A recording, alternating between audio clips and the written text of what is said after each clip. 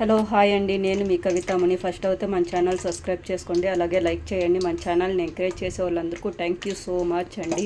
ఇప్పుడైతే మనం పులియోగరే చేసేస్తూ ఉన్నామండి. ఎట్లా చేసేదని చూపెట్టేస్తాను, వచ్చేయండి. ఇప్పుడైతే ఒక స్పూన్ ఆవాలండి, ఆవాలు సిట్పట్టని వెంటనే శనగగింజలు మనకు కావాల్సినంత వేసుకోండి. శనగగింజలు అలాగే శనగపప్పు అండి, ఒక హాఫ్ టీ స్పూను. మా ఇంట్లో అయితే శనగపప్పు శనగగింజలు బాగా తింటారండి, అందుకే నేను కొంచెం ఎక్కువ వేస్తూ ఉండను. ఒక రవ్వ వేయించండి. చూడండి ఈ విధంగా వేగింది కదా. ఇప్పుడైతే మనము ఎండుమిరకాయ వేసేస్తూ ఉండము.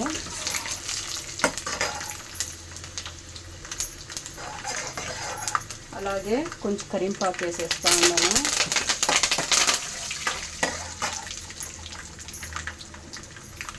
అలాగే కొంచెం ఇంగు అండి, పులియోగరకు మెయిన్ ఇంగ్రీడియంట్ ఇంగు. కావాల్సినంత ఇంగు వేసుకోండి. చూడండి ఈ విధంగా వేగిపోయింది కదా. ఇప్పుడు చింతపండు గొచ్చండి,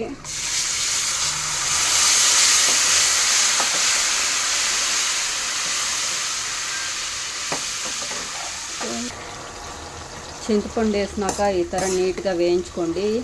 ఇది గట్టిపడాలండి చింతపండు గొచ్చు.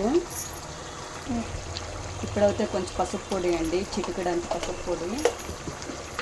అలాగే ఇప్పుడు మనకు కావాల్సినంత ఉప్పు వేసుకోండి.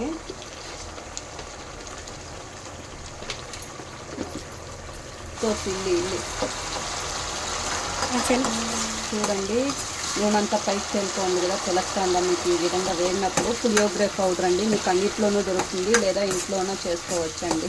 మీకేమైనా కావాలంటే చెప్పండి, నేను దాని వీడియో పెడతాను. మళ్ళీ ఒక 2 నిమిషాలు వేయించుకోవాలండి. చూడండి అంతేనండి, వేగిపోయింది.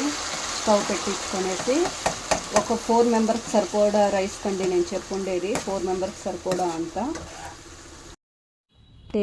టేస్టీ పులియోగరే రెడీ అయిపోయిందండి. చాలా జనాలకు పులియోగరే అంటే చాలా ఇష్టము. ఈ విధంగా ట్రై చేయండి, చాలా బాగా వస్తుందండి. అలాగే మీకు ఏమైనా డౌట్స్ ఉంటే కామెంట్ చేయండి, నేను రిప్లై ఇస్తానండి. అలాగే లైక్ చేయండి.